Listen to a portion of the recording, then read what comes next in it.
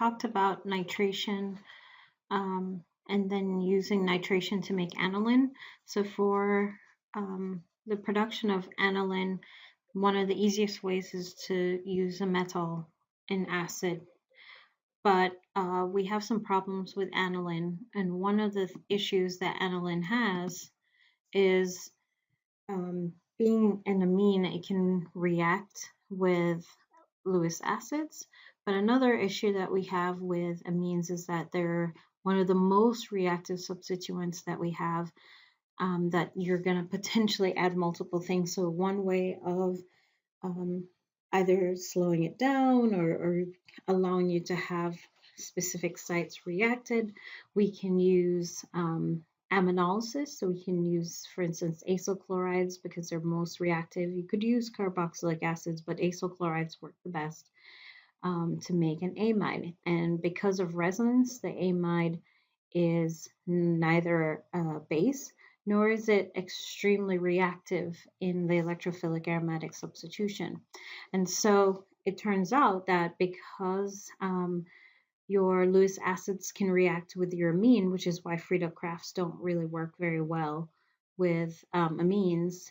Not very well. I mean, you can do them, but they don't work great unless you add excess amount of aluminum chloride. But then if you add excess amounts of aluminum chloride and you make the structure, you now make an electron withdrawing group, which is deactivates your ring. So it's slow and it will also direct in the wrong positions. If you just stay with aniline, you probably get multiple substitutions. So if you do an aminolysis, it's like a protecting group in this case. You'll get your it will be kind of bulky, so it will prefer the para position, unless you put something already in the para position to block that position. Then you're forced in the ortho position, and then you deprotect. Another place that we use aniline is to make it into the diazonium salts, and the diazonium salts have a very good leaving group on there, so you can do a substitution type reaction. You can also do electrophilic aromatic substitution. So we'll see both of those in just a second. So the Sandmeyer reactions, those are those copper salts. When you mix it with the diazonium salts, you get a variety of different compounds. We can also make fluorine, and we can make hydrogens replacing the diazonium salt. We can even do hydroxide. So we learned one in class, and there's others in your textbook, but here, this is another way of doing that. So this is some flexibility. Now, I don't test you on these, but you should be aware that you can actually use these, especially for your final exam. So we can use your diazonium salts as a good electrophile. It's an excellent electrophile. And one thing I forgot to mention in the previous slides, with the diazonium salt, you produce nitrogen gas, and that nitrogen gas is actually really good because it's pretty stable, and it leaves from your reaction. So back to this. So you have a electron with donating group that makes that phenol very reactive. It reacts with the electrophile, which is on the diazonium salt, and then you do get your sigma complexes, but I don't have that drawn to give your product.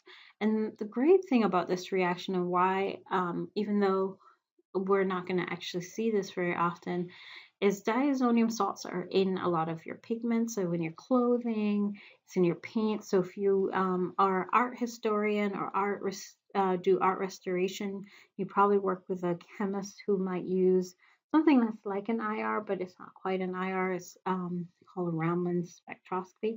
And you can look at these carbon nitrogen, these nitrogen double bonds.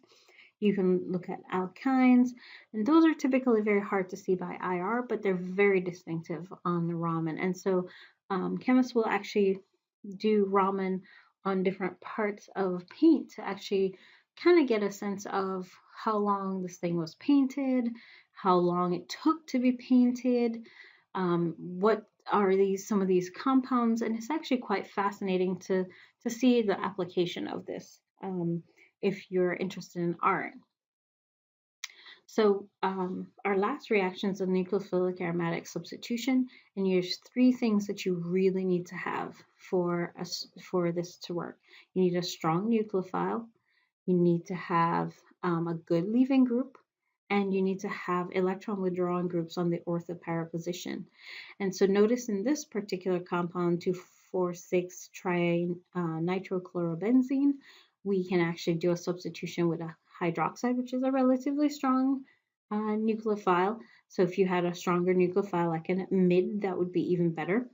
They have multiple electron withdrawing groups, and you notice that in the electrostatic map, it's quite purple in the center because the ring is extremely deactivated because of this. An application of this is actually we can use the amino group at the end of a protein or amino acid to label that protein. So terminal amino acids can do this substitution, replace the fluorine, and this is called a Sanger reagent because we use it to label proteins, and we can use fluorescence and various spectroscopy methods to actually track the proteins. So how does this actually work? So your nucleophile is going to attack where your leaving group is, which is a chlorine. Opening it up, it's not a SN1 or SN2. It is its own type of substitution. You open up the double bond, you form these Mesenheimer complexes, and notice where that negative charges is next to the nitro group. The nitro group has the ability by resonance to stabilize that. And we only see that happening in the ortho and the para position. In the meta position, this doesn't happen, so this reaction can't work if the hydroxy groups are in the meta position. And then lastly, as the double bond comes back down, it will kick the leaving group out and you get your product.